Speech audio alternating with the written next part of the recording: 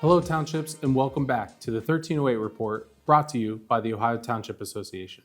I'm Kyle Brooks, OTA Director of Governmental Affairs.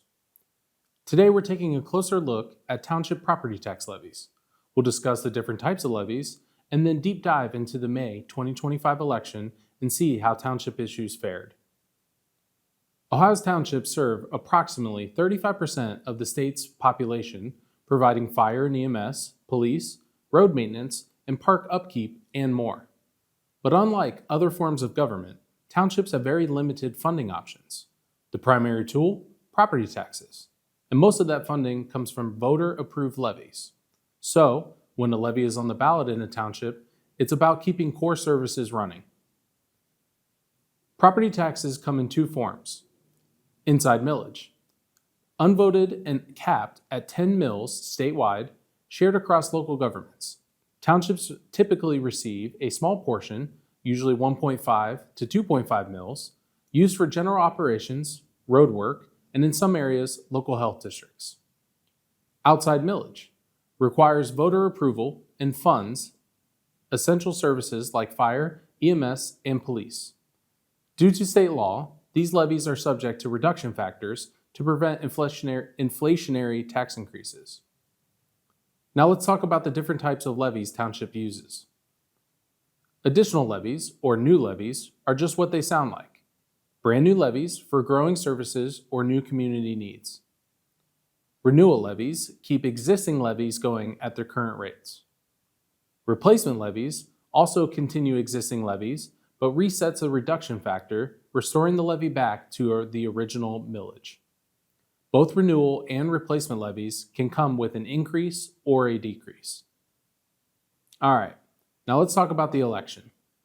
During the May 2025 election, 131 township levies appeared on the ballot. The most common type, not surprising, safety services, fire, EMS, and police levies takes the cake with more than 70. Townships in Ohio levy just about 7% of local government property taxes, but they rely on them almost entirely. So, how did the voters respond? Here's the big picture. 112 levies passed, which is a passage rate of 85.5%. That means 19 failed, or 14.5%.